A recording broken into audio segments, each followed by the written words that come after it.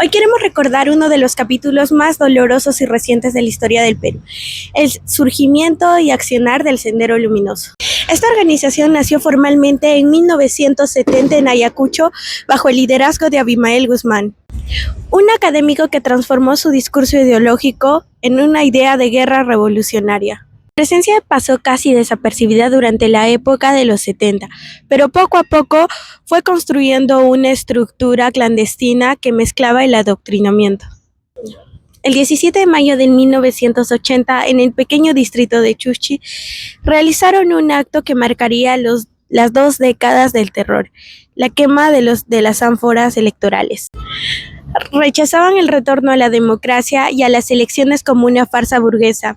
Este hecho simbólico no solo presentó su declaración de guerra al Estado peruano, sino también el comienzo de una campaña sistemática de violencia que terminaría involucrando a miles de inocentes.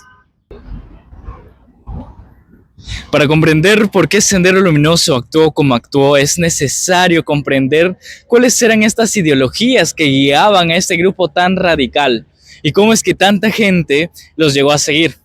De hecho, para la Comisión de la Verdad y la Reconciliación, nos comenta de que Sendero Luminoso actuaba bajo ideologías tales como el marxismo, leninismo o maoísmo.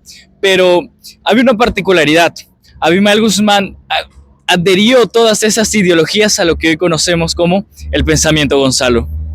Bajo este pensamiento, la violencia se convertía en un deber, en ese motor inevitable que llevaba a la destrucción de lo existente y construir un nuevo orden. La democracia, el Estado peruano, los partidos políticos eran vistos como enemigos que eliminar. De hecho, la SBR destaca que esta visión tan fanática hacía que se anulara cualquier posibilidad de diálogo. Para Sendero Luminoso no existían ciudadanos, o eras aliado o eras enemigo. De hecho, esta división tan rígida se fundamentaba para que se diera lo que conocemos como las campañas del terror, que arrasaba con cual sea lo que no respondiera a esta visión tan revolucionaria. Muy buenas tardes, estamos aquí con el docente Johan Caravedo, docente en filosofía, para realizarles algunas preguntas en torno a este tema tan controversial que ha marcado nuestro país, Sendero Luminoso. Profesor, ¿cómo se justifica la violencia dentro de la ideología senderista? Dentro de la óptica marxista en particular, sí es verdad que la violencia tenía un papel fundamental para la transformación de las lógicas políticas, ¿no? Y de los tránsitos hacia estas nuevas formas de socialismo, comunismo, como sea que se les considere. Si bien Marx no es del todo claro, ¿no es cierto?, porque no hay una descripción estricta en ningún texto de Marx de cómo se va a dar ese proceso, sí los sucesores comienzan a interpretar cómo se va a dar este proceso. Finalmente, en China, y eso creo que es lo que también nota acá Abimael Guzmán con Sendero Luminoso, no es el proletariado el que sostenía, o sea, no son los obreros industriales los que sostenían la producción económica, sino más bien es el campo, es la agricultura la que sostenía, digamos, todo el circuito económico. Entonces, este cambio de la idea de una revolución que va del campo a la ciudad, ¿no es cierto?, creo que es la que finalmente termina justificando ideológicamente la violencia. Concluir de cierta manera que Sendero Luminoso, por más que se pueda pensar en general de que actuó de manera irracional, actuó de una manera con un sustento, con una realidad y con cierta racionalidad. A ver, lo que podemos decir es que su sustento quizá era equivocado, ¿no es cierto?, que no tenía las razones para obrar como obró, pero sí creo que más allá de, o sea, la gran diferencia está entre comprender y justificar, si quieres. Lo que creo que hacemos cuando normalmente asumimos a alguien como irracional es obviamente no justificar lo que hizo, pero además tampoco comprender lo que hizo. Y en la medida que no comprendemos, por ejemplo, al delincuente, al terrorista, tampoco sabemos cuáles son las motivaciones que llevaron a su proceder. Entonces, lo que yo digo es, más que justificar o que hayan partido de algo que es verdad, lo que necesitamos es no ponernos en la posición de no querer comprender el fenómeno, de no asumir que son meramente animalitos, ¿no?, o gente que actúa de manera completamente racional. Por eso digo, sí, tienen un sustento, su sustento no necesariamente es bueno, pero sí lo tiene, como cualquier sujeto racional. Si analizamos el documento El pensamiento Gonzalo, violencia hecho dogma político, vemos cómo la ideología senderista llevó su radicalidad al extremo. La violencia no era un medio, era un principio, casi un mandato. Para ellos, la muerte era parte inevitable de la solución. La llamada cuota de sangre justificaba asesinatos selectivos y masacres enteras. Por ello, no solo asesinaban a policías o militares, también a campesinos, ronderos, alcaldes y dirigentes sociales que no ceñían sus órdenes. Es así que los pobladores de zonas rurales que buscaban organizarse para defenderse se volvieron sus principales blancos.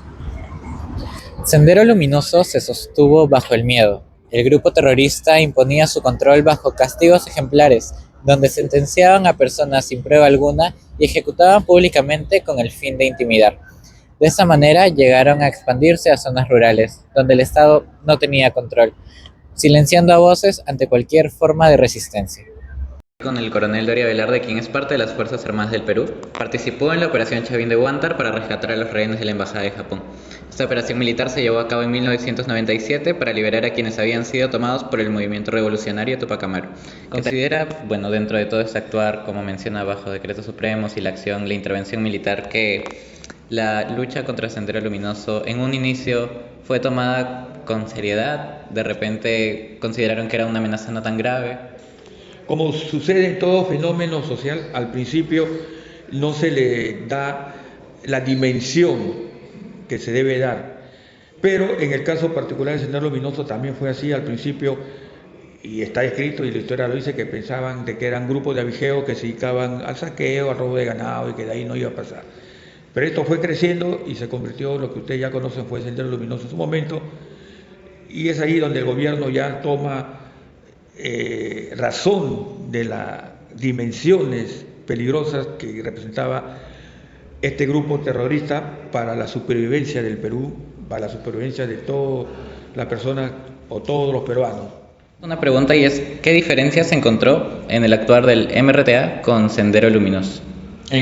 Una diferencia era la organización, ¿no? Entonces, este era un movimiento maoísta, leninista, pensamiento Gonzalo, en lo cual era más radical que el mismo maoísta, era más radical que todos los movimientos comunistas que había, y cuya finalidad de ellos era desaparecer el Estado para que aparezca un nuevo Estado, es decir, eliminar a todas las personas del Perú para que nazcan nuevas personas, pero ya bajo el régimen comunista, ¿no? Y los fondos que obtenían, lo obtenían de fondos del extranjero, otros países que también financiaban, otras organizaciones terroristas que también financiaban. En cambio, el MRTA, su ideología política no era tan radical, no era desaparecer todo, sino imponer su ideología, siempre comunista, y los fondos económicos que recaudaba para tal fin eran de secuestros, extorsiones, y no eran tan radicales como los de Sendero Luminoso. La Comisión de la Verdad y la Reconciliación también concluyó que Sendero Luminoso fue responsable de muchas muertes y desapariciones registradas en el conflicto armado interno. Su estrategia de violencia indiscriminada provocó el desplazamiento masivo de familias, la destrucción de economías locales y la ruptura de dinámicas comunales que ya habían existido por generaciones. Miles de familias tuvieron que dejar sus tierras, muchos niños quedaron huérfanos y pueblos enteros que quedaron sin líderes comunitarios. La cifra humana no solo se mide en muertes, sino que también en traumas, miedos y el silencio que marcaron a las comunidades más vulnerables del país. Estas consecuencias siguen presentes hoy, recordándonos la importancia de no repetir esos errores y de seguir trabajando por una sociedad más justa y cohesionada. La violencia ejercida por Sendero Luminoso dejó una marca profunda en la estructura social del Perú. Fragmentó comunidades, generó desconfianza entre vecinos, dañó redes de apoyo y degradó la convivencia en regiones que aún busca reconstruir. Recordar estos hechos no es abrir heridas, sino reconocerlas para poder sanarlas. La memoria es una herramienta clave para poder evitar y prevenir que ideologías violentas vuelvan a tomar un espacio y proliferarse en esta sociedad. A través de la justicia, la verdad y una educación basada en derechos humanos, podemos fortalecer una convivencia y una cultura de paz para poder vivir en democracia. Hablar de Sendero Luminoso es también reafirmar nuestro compromiso como sociedad. Nunca más violencia política, nunca más terrorismo y siempre defensa de la dignidad de la persona humana.